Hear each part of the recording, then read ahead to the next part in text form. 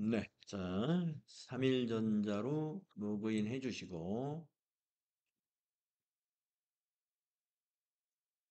우리 교재는 제3장, 실무 수행의 제3장, 284쪽으로 가시겠습니다.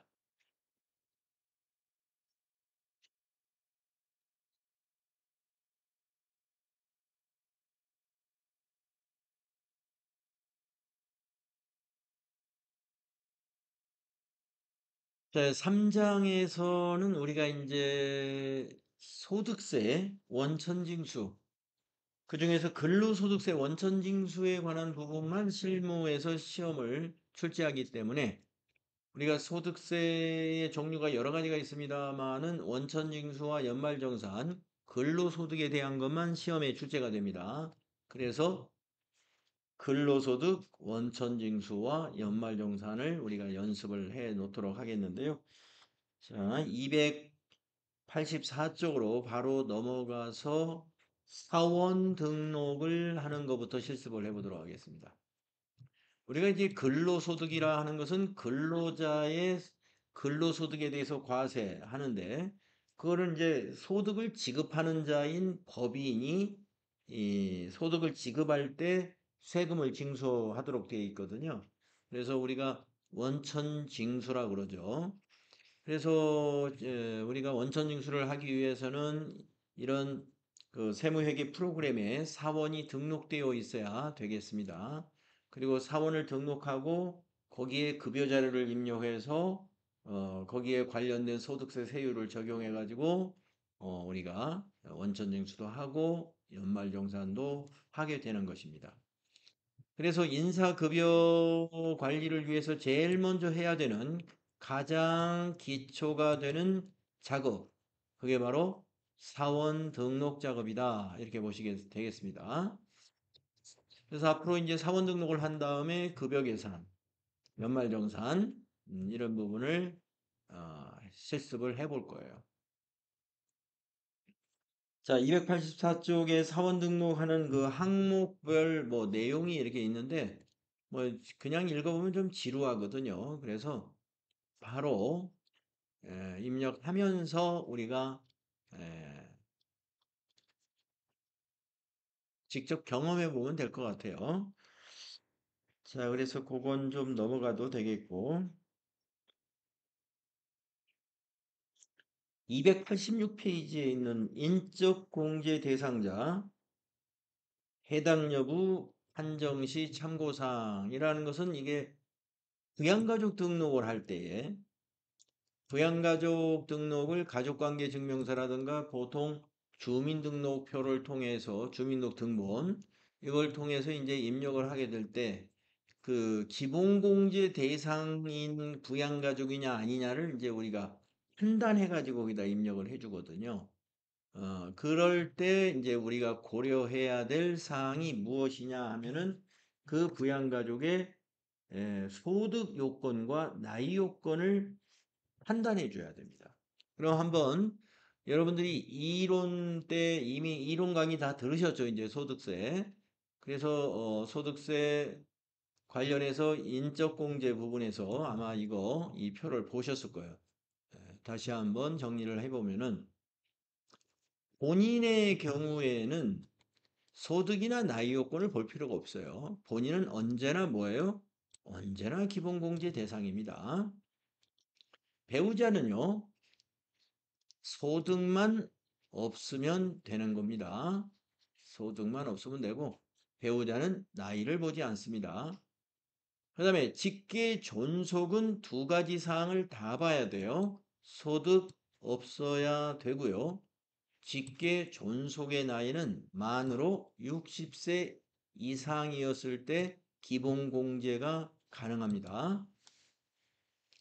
그래서 기본공제 부분에서 이제 불가능하다는 것은 거기를 이제 부로 해놓고 가면 돼요. 일단 입력하면서 여러분이 이제 아시게 될 거고. 그 다음에 이제 부양가족 중에 형제자매가 있을 수 있잖아요. 형제자매. 그래서 형제자매도 직계존속과 똑같아요. 소득 요건 확인해야 되고, 그리고 나이는 만 20세 이하이거나 만 60세 이상인 형제만 가능합니다. 기본공제 대상자가. 이 두 가지가 다 만족해야 돼요. 그러니까 나이와 소득 요건이 다 만족해야 된다. 직계존속과 형제자매. 그 다음에 직계비속. 직계비속은 이제 자녀들 가리키는 거잖아요. 자녀도 소득을 봐야 되고요. 역시 나이도 봐야 됩니다. 20세 이하인 자녀인 경우만 기본공제 대상자가 됩니다. 그 다음에 위탁아동법에 따른 위탁아동도 위탁아동도 소득이 있으면 기본공제 대상이 될 수가 없고요. 나이 요건 우리가 20세 이하 위탁아동을 포함한다라는 것까지 알고 계시면 돼요. 또 수급자가 부양가족일 수도 있어요. 수급자. 그래서 수급자는 소득만 없으면 기본공제 대상자가 될 수 있습니다. 자, 이렇게 해서 이제 우리가 그 기본공제 대상자를 어, 구분해서 입력할 수 있어야 되는 것이고, 여기서 이제 소득이라 하는 것은 어떻게 판단하느냐, 요 별 표시되어 있는 거, 여기 밑에 여기 별 하나 설명을 보시면 연간 소득 금액으로 확인합니다. 연간 소득 금액이 100만 원 이하인 자를 우리 소득세법에서 소득이 없는 자라고 보는 거예요. 소득세법상 기본공제 대상자다 그러면은 부양가족인데 연간 소득 금액이 100만 원 이하입니다. 그 다음에 근로소득만 있는 부양가족이라면은 총급여 기준으로 판단을 해주면 돼요. 총급여 연간 500만 원 이하인 경우에는 소득이 없는 것으로 소득 요건을 충족한 것으로 본다. 그리고 이제 여기 보면은 직계존속이나 형제자매나 직계비속의 경우에 나이를 따지잖아요. 나이를 따지는데 만약에 이 중에 장애가 있는 경우라면은 나이를 적용하지 않습니다. 장애인의 경우는 나이 적용을 하지 않는다. 이것도 여러분이 알고 계셔야 돼요. 그 다음에 이제 기본공제 대상자로 대상이 된 사람 중에서 휴가 공제인 부양가족이 있을 수가 있어요. 만약에 기본공제 대상자 직계 존속 중에 부모님이나 할머니, 할아버지 중에 만 70세 이상이 되는 직계 존속에 해당이 된다. 그러면 기본공제 1인당 150만 원에 플러스 100만 원. 그래서 100만 원만큼 소득공제를 해준다. 이런 얘기입니다. 장애인이 있다. 그러면 이 기본공제 대상자 중에 장애인이 있을 때 우리가 한 명당 200원 추가 공제 적용해 준다. 이런 얘기입니다. 중요한 것은 여기 기본공제 대상자 중이다 하는 거예요. 일단 기본공제 대상이 되어야 추가 공제도 있을 수 있다. 이런 말이죠. 기본공제 대상이 아닌되면 추가 공제는 당연히 없는 거예요. 그다음에 이제 본인에 대한 것인데 이거는 이제 그 부양가족을 기준으로 한 추가 공제가 아니라 부녀자 추가 공제나 한부모 추가 공제는 소득자 본인, 근로자 본인을 가지고 판단하는데 부녀자 추가 공제를 받을 수 있는 사람은 연간 근로소득 금액이 3천만 원 이하인 근로자가 아래에 어느 하나에 해당되는 경우다 그랬죠?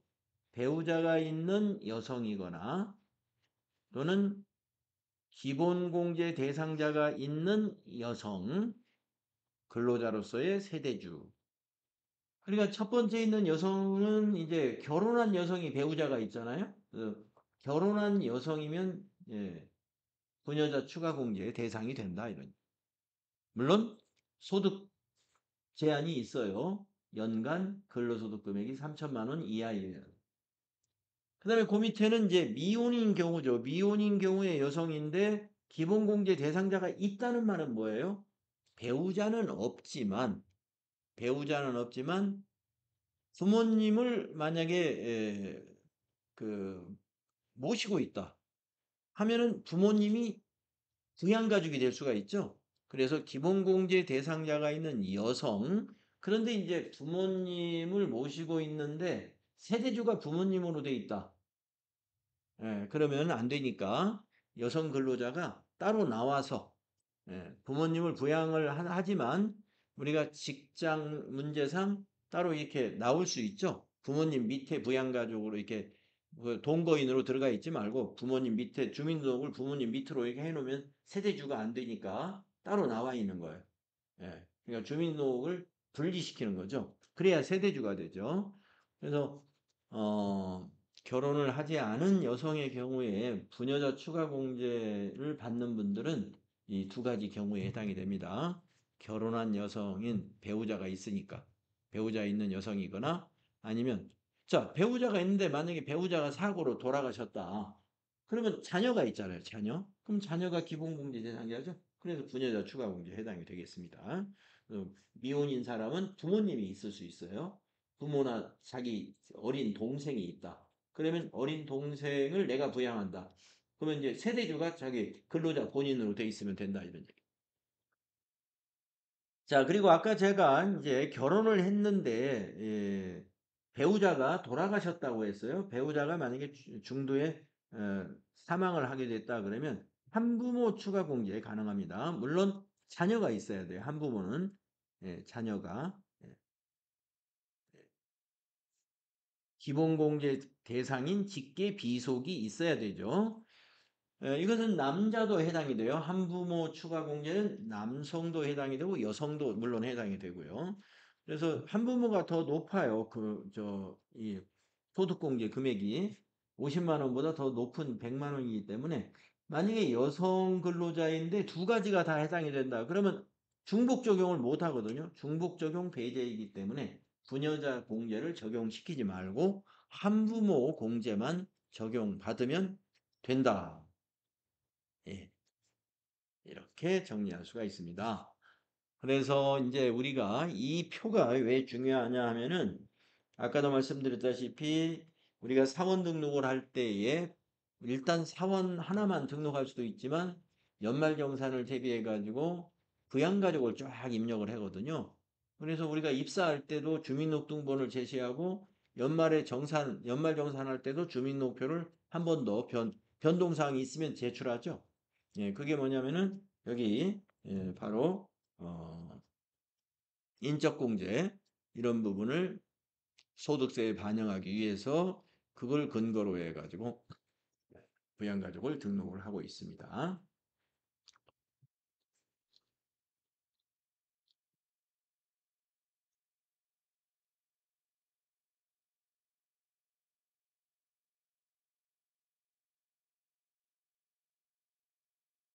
그 다음 페이지에 있는 표도 이 기본공제 대상자 소득을 판단하는 요건이에요. 아까 우리가 100만 원 이하라고 했지 않습니까? 100만 원. 그래서 그 소득 금액이 100만 원이라는 말에 대해서 좀 더 상세하게 설명을 했어요. 여기서 자, 우리가 연간 소득 금액이다 그러면 무엇까지를 포함시키는 거냐 하면은 종합소득 금액하고 여러분 종합소득 금액은 2배사 근연기 이자 배당 사업 근로 연금 기타 이런 소득이 있잖아요. 그 여섯 가지를 우리가 종합소득 금액이라고 그 여섯 가지 소득의 종합소득 금액하고 그 다음에 퇴직소득 금액 퇴직금을 말하는 거죠. 그 다음에 양도소득 금액 부동산 거래나 유가증권 거래를 해가지고 양도소득이 발생했다. 이러한 이 세 가지를 모두 합쳐서 합계가 100만 원 이하라고 판단을 한다. 이거 100만 원 이하일 때를 우리는 기본공제 대상자로 한다. 근데 여기서 소득 금액이라는 것은 전체 수익 금액이 아니라 그 전체 수익 금액에서 필요 경비를 뺀 것을 가리키는 거예요. 소득에서 필요 경비를 뺀 거를 가리킨다. 그러니까 예를 들어서 이 종합소득 금액에 보면은 사업소득이 들어있지 않습니까? 사업소득. 자, 배우자가 사업을 하는 배우자인데 사업을 굉장히 크게 해요. 그래서 매출액이 뭐 100억이라고 봅시다. 100억. 그런데 비용이 110억이 발생했어요. 이번 과세 기간에. 그러면 소득 금액이 있는 건가요? 없습니다. 예. 매출을 해서 벌어들인 그 매출액은 상당히 크지만 경비가 더 많이 나가면 소득 금액이 마이너스가 나왔죠. 그래서 그런 경우는 소득이 없는 경우예요. 소득이 마이너스 나오니까. 그래서 사업 소득만이 아니라 기타 소득, 뭐 모든 소득에서 필요경비가 인정되는 경우에 필요경비를 다 뺀 것을 여기서 따지는 소득 금액으로 본다. 자, 그래서 종류별로 보면은 근로소득을 판단할 때는 아까 총급여 500만 원 이하로 판단한다. 요거 기억을 하셔야 돼요.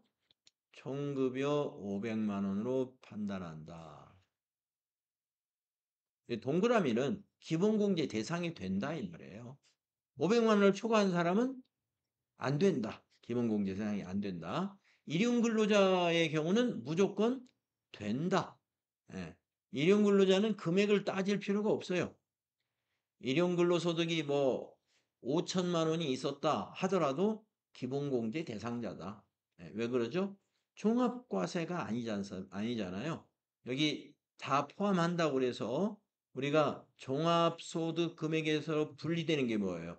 비과세하고 분리과세는 종합소득 금액이 아니죠. 종합소득 금액이. 그래서 분리과세나 비과세는 소득 금액으로 안 보기 때문에 일용근로소득은 무조건 분리과세 소득이잖아요. 그래서 일용근로소득만 있는 자는 기본공제 대상이 무조건 된다 이거죠. 이렇게 근로자의 경우는 이런 기준으로 기본공제 여부 판단하면 됩니다. 자, 사업소득은 아까 말씀드렸죠? 예. 총 수익 금액에서 필요 경비를 뺀 걸 가지고 100만 원 이하라는 걸 따져줘야 돼요. 퇴직소득은 우리가 필요 경비가 없는 겁니다. 예, 그래서 비과세 퇴직소득을 제외한 퇴직금 전부가 소득금액으로 봐야 돼요. 그 다음에 양도소득은 우리가 이제 양도한 그 매매 가격에다가 그 부동산을 매입했을 때 가격을 빼죠. 그리고 만약에 장기 보유 특별세 공제라든가 이런 걸 공제를 뺀 것을 우리가 양도소득이라고 하는데 양도소득세를 납부하기 위해서 계산한 양도소득의 과세표준이라고 보시면 됩니다. 양도소득의 그 과세표준이 100만 원이 이하여야 된다. 그랬을 때 우리는 기본공제 대상자로 볼 수 있다. 이런 얘기입니다. 그 다음에 연금소득이 있는 경우에 이 기본공제 대상 여부를 어떻게 따지느냐. 연금소득에서 연금소득 공제를 일괄적으로 해주는 그 필요경비 성격의 공제제도가 있습니다. 그래서 그 공제를 빼게 되면은요, 공적연금만 있는 사람은요, 공적연금이 연간 516만 원 이하이면은 연금소득 금액이 100만 원 이하로 나와요. 이 연금소득 공제를 하면은. 그래서 공적연금만 있다 그러면은 공적연금이 516만 원 이하이면 기본공제 대상자로 보면 됩니다.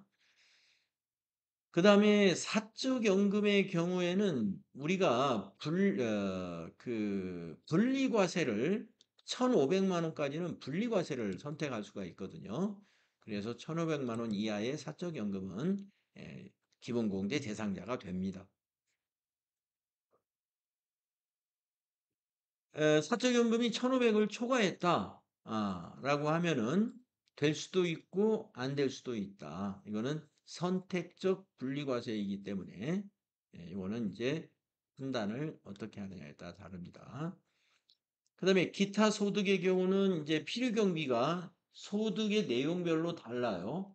강연이나 원고료다 그러면 60%를 필요경비로 인정받아요. 예. 그리고 어떤 거는 80% 인정받는 것도 있고 90% 인정받는 것도 있습니다. 또 어떤 거는 실제 필요 경비만 인정해 주는 것도 있어요.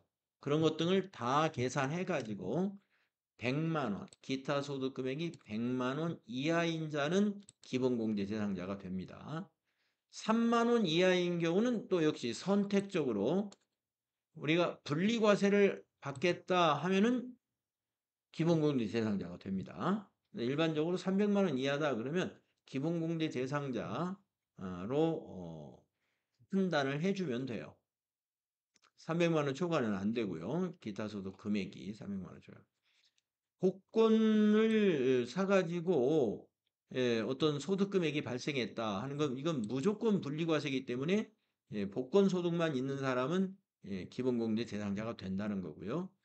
뇌물을 받았다라고 하면 이거는 무조건 종합과세이기 때문에 뇌물의 경우에는 뭡니까?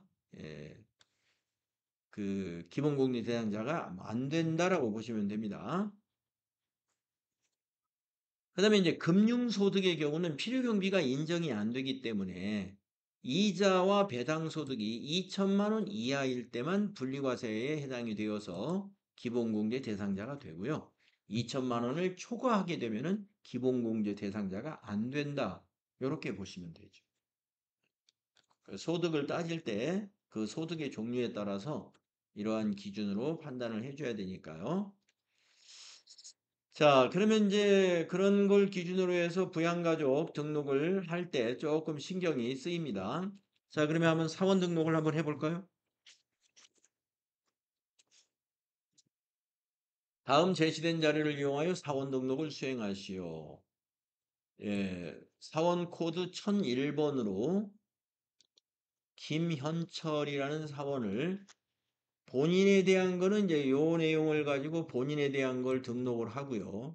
그 밑에 부양가족 등록은 요 주민등록표를 보면서 입력을 하도록 하겠습니다. 자, 여러분 어느 메뉴로 가시냐면은 이번에는 인사급여로 가보세요. 3일전자로 로그인을 하셨다면은 3일전자의 인사급여라는 메뉴에 가서 첫 번째 박스에 있는 기초인사관리에서 사원 등록단추 한번 눌러볼까요? 그러면은 이런 양식이 나타나고요. 여기에 코드, 그 옆에 사원명을 입력하겠습니다. 1001 엔터. 김현철 엔터. 내국인 엔터. 김현철의 주민번호가 거기 표에 보면 있습니다.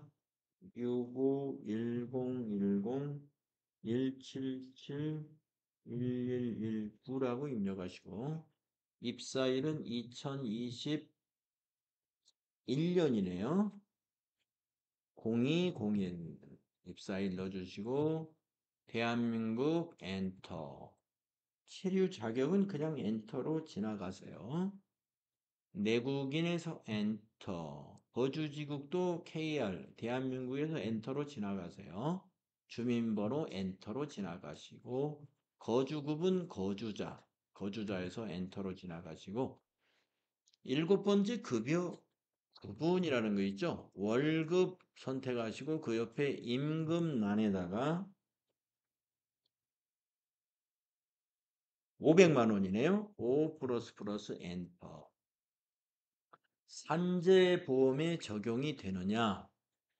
이 사람이 대표자예요. 회사의 대표자. 그래서 회사의 대표자는 산재보험을 적용받지 못합니다. 그래서 부해 주시고 산재보험 적용 안 난다. 그래야 이제 급여에서 산재보험료 아, 급여하고는 관계가 없는데 부로 일단 해 주시고 그 다음에 국민연금 보수월액. 자, 국민연금관리공단에서 그 연금을 계산할 때, 연금 부담액을 계산할 때 보수월액이라고 하는 거, 이걸 가지고 하는데, 보통 이 월급에서 비과세를 뺀 금액을 이제 우리가 보수월액으로 보거든요. 그런데 김현철 씨는 비과세 급여가 없는 모양입니다. 금액이 똑같네요. 자, 500만 원 똑같이 입력해 주시고. 그러면 세 가지 보험이 똑같이 적용이 됩니다. 건강보험료, 보수월액, 고용보험료 보수월에까지 500만 원으로 다 채워졌어요. 자, 13번에 가시면은 고용보험 적용 여부라는 게 또 있습니다. 고용보험 적용 여부에서 부에 해당되는 사람이 누구냐면은 대표자, 아, 그 기업의 대표자, 또 개인 기업의 경우는 대표자의 가족, 또 고용보험에 적용을 못 받는 대표자의 대표자의 가족 받는 경우도 있고 못 받는 경우도 있습니다. 다른 종업원이 있으면서 대표자 가족이 근무하면 고용보험 적용받아요. 그런데 다른 종업원이 없고 대표자 가족만 근무하는 회사다. 그러면 고용보험 적용이 또 안 됩니다. 이게 좀 그런 점이 있으니까 오늘 확인해 가지고 해주면 되는데 여기는 대표자니까 고용보험 적용 불우해야 돼요. 그리고 여기다가 대표자 해주시고 장기요양보험료는 대표자도 됩니다. 여로 해주시고 경감률은 없습니다. 이 보험료 경감률을 적용해 주는 건데 30%를 경감받는 그런 기업이 있어요. 여기는 우리 회사는 해당이 안 된다. 0. 자, 건강보험증 번호 모르니까 그냥 지나가면 되고요. 그 다음에 이 근로자가 국외 근로를 했느냐 하는 건데 안 했다면 부로 하고 했다면 이제 1과 2 두 가지가 있는데요. 1번은 비생산직입니다. 비생산직 1번. 그러니까 연간 100만 원까지만 비과세를 적용해 주는 것이고 2번 500만 원 비과세는 생산직이에요. 생산직. 그러니까 이제 우리가 국외근로는 생산직이라기보다는 우리나라에서 국외근로하는 사람들이 이 건설 근로자가 많이 있고 그 다음에 원양어선에서 근무하는 근로자들이 있습니다. 그래서 이 500만 원 비과세가 바로 해외 건설 현장에 나가 있는 근로자 그리고 원양어선에서 근무하고 있는 그 생산 원양어선에 또 사무직도 있잖아요.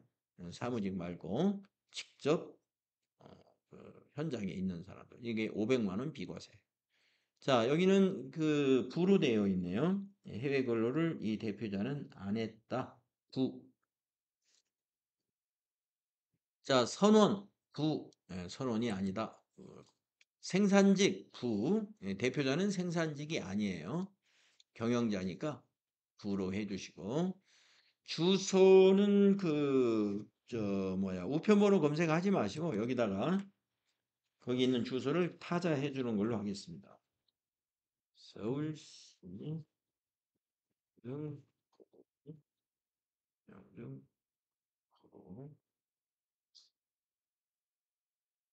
72일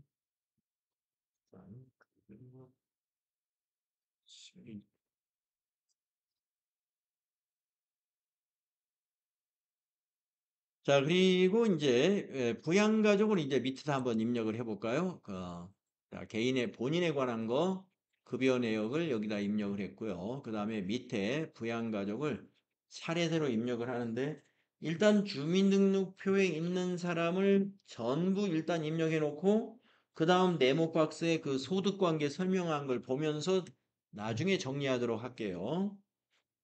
자, 본인은 그대로 두시면 되고 두 번째 줄에 처 입력을 할 텐데요. 연말정산 관계를 더블 클릭해 보면은 이 처라는 건 배우자잖아요. 배우자 3번 선택하시고 확인. 그러면은 일단 연말정산 관계 배우자의 기본 공제는 배우자 공제를 적용받는다라고 일단 해 놓으시고 여기에 성명을 이쪽으로 가서 입력을 하겠습니다. 박정은 엔터 하시고요. 내국인 그대로 주고 주민번호를 입력해 주면 됩니다. 660 2, 1, 2, 1, 1, 1, 1, 1. 네. 그 다음 세 번째, 거기 세 번째, 주민등록표의 세 번째 줄에 있는 자라는 것은 이 직계 비속, 자녀니까요. 그래서 더블 클릭해 보면은 직계 비속은, 4번, 4번이죠. 자녀, 손자녀, 예, 입양자 4번으로 하시면 됩니다. 자, 20세 이하로 일단 해 놓으시고, 성명과 주민번호를 넣으면 주민번호에서 나이 계산이 일어나면서 20세 이하가 아니면은 여기에 부로 바뀌게 됩니다. 기본이. 일단 한번 넣어보겠습니다. 김장일이다 하고 주민번호를 넣어주면 나이가 체크가 됩니다. 9607 25 118 2814. 자, 보시니까 김장일 주민번호를 입력하고 나니 아까 기본 20세 이하로 해놓고 우리가 입력을 했지만 나이 때문에 기본 공제가 부정이 됐죠. 예, 그대로 쓰시면 돼요. 그 다음에 네 번째 줄에도 4번 4하고 손으로 직접 코드 입력해도 됩니다. 20세 이하 하고서 김차일을 입력을 해보세요. 김차일 주민번호가 061001 31 02 111. 네. 김차일이는 20세 이하가 그대로 유지가 되면서 자녀의 동그라미가 쳐졌네요. 자녀 세액공제 대상자라는 뜻입니다. 의미예요. 다음에 다섯 번째 부니까 부친을 부라고 표시한 거예요. 주민등록표에서 세대주의 부친이다. 이게 부입니다. 부친이면 직계 존속이죠. 그래서 더블 클릭해 보면 직계 존속, 소득자의 직계 존속은 1번, 배우자의 직계 존속이라면 2번인 거예요. 자, 우리는 1번입니다. 60세 이상 기본에다 그대로 두고 성명을 입력합니다. 김두식 3905 03 177 1111이다. 그 다음에 모라는 것은 세대주와의 관계에서 모라 하는 것은 세대주가 김현철인데 어머니를 말하는 거잖아요. 그래서 역시 1번 소득자의 직계존속이 1번입니다. 여기다가 황순이 430411 22229 하시고 그 다음에 이제 일곱 번째 마지막 형제가 있네요. 형제, 동생 같아요. 형제가. 더블 클릭해 보면 이제 6번의 형제 자매 코드가 6번이에요. 그래서 6번 형제 자매. 자, 일단 20세 이하로 해놓고 입력을 해봅니다. 김재철 6708 26 177 1117이죠. 네. 자, 부라고 돼 있어요. 형제 자매는 20세 이하이거나 60세 이상이어야 되는데 지금 67년생이면 20세가 넘었고 그리고 2025년 이번 소득세 회계연도가 2025년도이고 빼기 1967년생이니까 60세가 안 됐죠? 58세이죠. 만으로 따지는 거니까요. 그래서 나이 요건이 안 되니까 동생도 기본이 부라고 되어 있습니다. 그래서 지금 우리가 소득은 보지 않았지만, 아직 이제 읽어보지 않았지만, 나이 요건만 가지고서 지금 기본공제에 부로 표시된 사람이 첫째 자녀하고, 그 다음에 동생, 소득자 본인, 여기 김현철의 동생 두 사람이 지금 기본이 부로 돼 있습니다. 자, 그 다음에 이제 거기 교재의 그 다음에 있는 박스를 보시게 되면은 이 부양가족들의 소득 내용, 그 다음에 어떤 장애라든가 특별히 정리해야 될 내용들을 여기다 이렇게 정리를 해 놨어요. 그러면 1번부터 4번까지 보면서 정리하도록 하겠습니다. 처박정은은 근로소득 총급여 500만 원이 있다라고 했습니다. 자, 그러면 배우자의 경우 지금 근로소득만 있는 자인데 총급여가 500만 원 이하이면 소득 요건에 문제가 없는 거죠. 아까 근로소득의 경우 총급여 500만 원 이하가 기준이었어요. 그래서 배우자 박정은은 그대로 두면 됩니다. 기본공제 대상자가 된다. 다음 부친에 대한 설명이 있습니다. 부친 김두식은 원고료 수입으로 200만 원이 있다 그랬고 이 원고료는 필요 경비가 60% 인정되는 원고료 기타 소득에 해당이 된다. 그러면 200만 원 중에서 소득 금액, 즉 종합소득 금액은 얼마냐면 40%예요. 그러니까 80만 원이 소득 금액이 됩니다. 100만 원 이하인 기타 소득 금액에 해당되죠. 그러면 기본공제 대상자가 된다 이거예요. 기타 소득 금액은 300만 원 이하이면 분리과세도 선택할 수가 있기 때문에 기타 소득 금액은 300만 원 이하까지는 예, 기본공제 대상자가 됩니다. 자, 그래서 부친, 부친 직계존속의 김두식 부양가족은 이대로 두면 됩니다. 소득에 문제가 없다 이거죠. 그 다음에 모친의 소득은 어떻게 되냐면 모친 황순이는 일용근로소득이 600만 원이 있다고 그랬는데요. 일용근로소득은 모두가 무조건 분리과세잖아요. 그렇기 때문에 황순이 씨는 기본공제 대상자가 됩니다. 소득이 문제가 없어요. 일용근로소득은 아무리 많아도 문제가 없다 그랬죠. 무조건 분리과세되는 소득이다. 그 다음에 이제 네 번째 동생에 대한 얘기입니다. 김재철은 장애인 복지법에 따른 지적 장애인이라 그랬어요. 그리고 소득은 없는 사람이에요. 자, 아까 우리가 장애인의 경우에는 나이 조건을 보지 않는다 그랬습니다. 장애인은 소득만 가지고 판단하라 그랬어요. 기본공제 여부를 볼 때. 자, 그러니까 지금 아까 우리가 맨 마지막 줄에다가 김재철을 입력했는데 기본이 부가 된 이유가 뭐였죠? 나이 때문이었어요. 20세 이하도 아니고 60세 이상도 아니었기 때문에 기본이 부로 자동으로 수정이 된 건데 지금 확인해 보니 김재철은 장애인 복지법에 따른 장애인이었습니다. 그러면은 기본을 뭘로 바꿔주느냐? 장애인으로 바꿔주세요. 5번.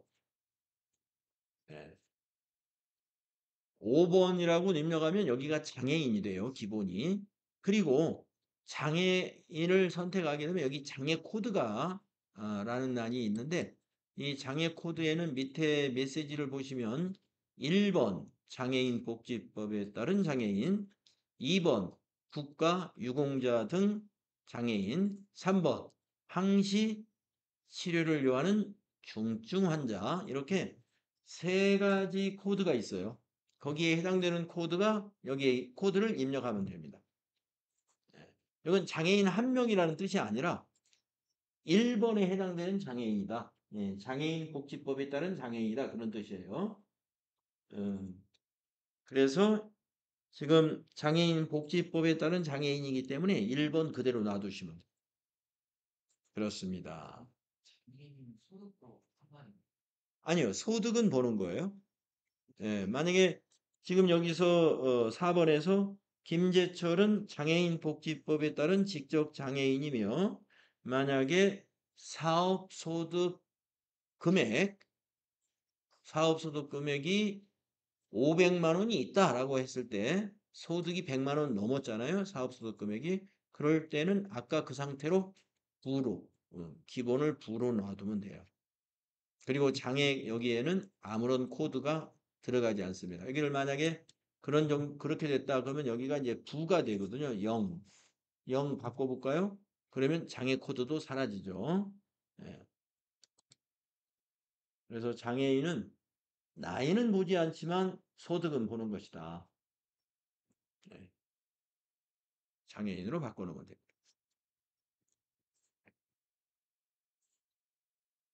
예, 본인은 세대주의니까 세대주의 동그라미 그대로 유지해 주는 거예요. 그리고 배우자가 있으니까 한부모가 아니죠. 본인에 대한 것도 최종적으로 확인을 해줘야 돼요. 본인은 기본공제가 무조건 됩니다. 예, 본인은 항상 여기 들어가 있어야 돼요. 우리 혼자 사는 사람들, 예, 본인 한 사람 기본공제 대상자가 됩니다. 네. 자, 이렇게 해서 지금 이 김현철 대표이사 사원 등록을 해 보았어요. 그래서 지금 나머지 세 사람 거를 예, 해 봐야 되는데 성동일 씨 거 하나 입력하고 좀 쉬는 시간 가질게요. 자, 여기 사원명 거기 두 번째에다가요. 여러분 289페이지 성동일 씨 한번 입력해 보세요.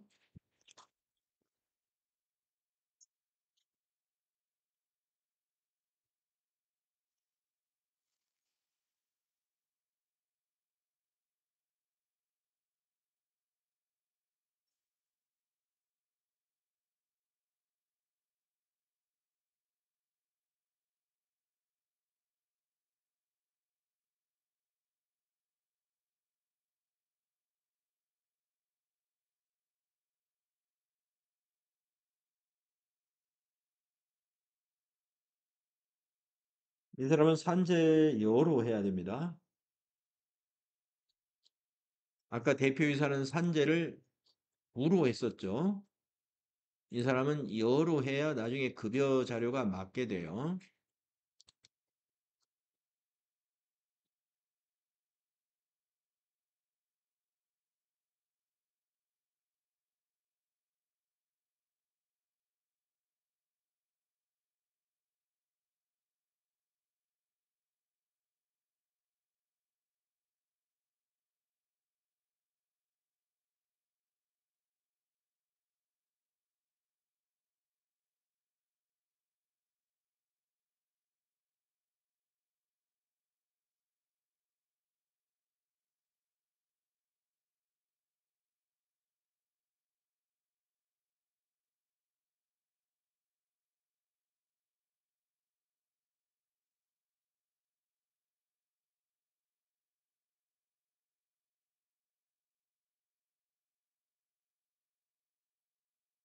회사 날짜 입력하지 마십시오. 지금 입력했으면 지워줘야 돼요. 20번의 퇴사 날짜는 거기 성동일 씨 퇴사 날짜가 우리 표에는 있지만 요거는 8월 달에 입력을 해야 되고요. 지금은 어, 연초이기 때문에 예, 지금 우리가 입력하는 시점을 연초라고 하고 입력을 해야 되니까 퇴사월은 20번은 입력하지 않습니다.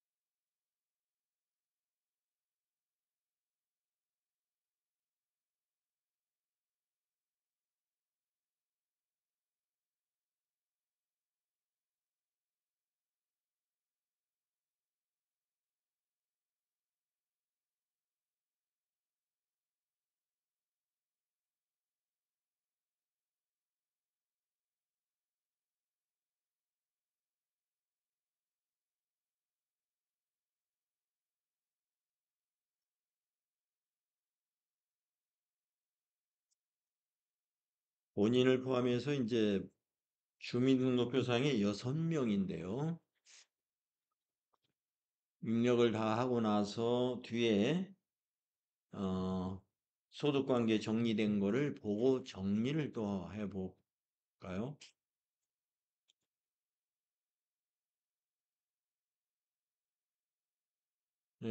보니까 동그라미 1번에 처이일화는 퇴직소득 300만 원이 있다 그랬습니다. 비과세 퇴직소득이 제외된 퇴직소득이 300만 원이 있으면 100만 원이 넘었죠. 100만 원이 넘었습니다. 그래서 이 일화 배우자는 소득이 있는 자이기 때문에 이 일화의 기본을 배우자에서 부로 바꿔야 되거든요. 여기다 클릭하시고 부가 0번이에요. 0을 넣어주면 기본이 부가 됩니다. 자, 이 일화를 부로 바꿔주시고 그 다음에 여기 두 번째 동그라미 2번에 보면은 성보라, 자녀 성보라는 근로소득 600만 원이 있다 그랬습니다. 근로소득은 총급여하고 같은 말이에요. 그래서 자녀 성보라는 소득이 있는 자녀입니다.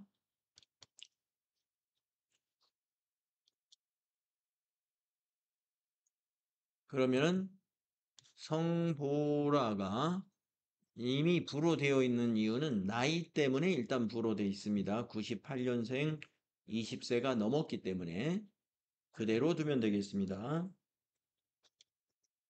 그 다음 3번 성노후를 얘기하는데 25년 6월에 입양하였습니다. 셋째 자녀에 해당합니다.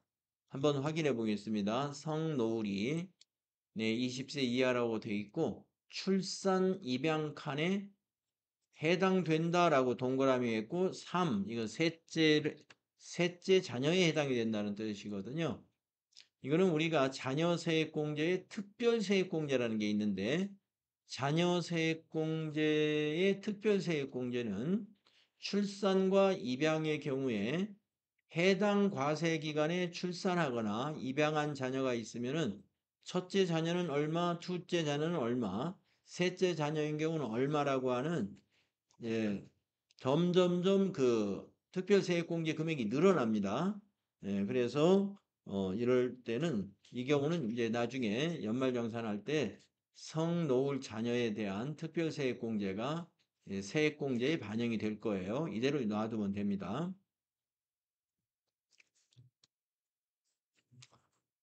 그 다음 4번은 장인에 대한 이야기인데요. 장인 이영철은 이자 소득이 2,200만 원이 있다 그랬어요. 자, 금융소득에 해당되지 않습니까? 금융소득은 2천만 원까지는 우리가 분리과세를 선택할 수가 있어요. 2천만 원까지. 그런데 2천만 원이 넘었죠. 그러면 종합과세예요. 종합과세에 해당이 되면서 100만 원이 넘었잖아요. 예.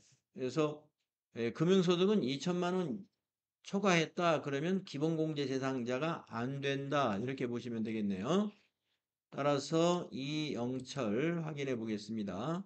60세 이상이라고 기본이 되어 있는데 나이가 문제가 아니고 소득 때문에 이영철 장인을 기본에다가 0 입력하셔가지고 부로 바꿔 놓으시면 됩니다. 네. 그래서 그리고 이제 본인 거를 볼까요? 자, 본인 성동일은 세대주. 주민등록표상의 세대주 확인했고 그 다음에 배우자가 있는 소득자이기 때문에 한부모는 아닙니다.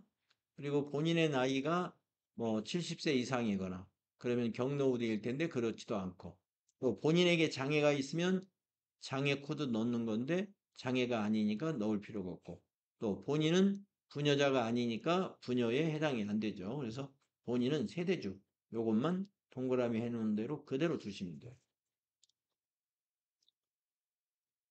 네, 그래서 성동일 씨 부양가족 등록을 했는데, 예, 자녀가 나이들 때문에, 예, 성덕선은 왜 안 되지? 09년생이면 나이가 20세가 아직 안 됐는데?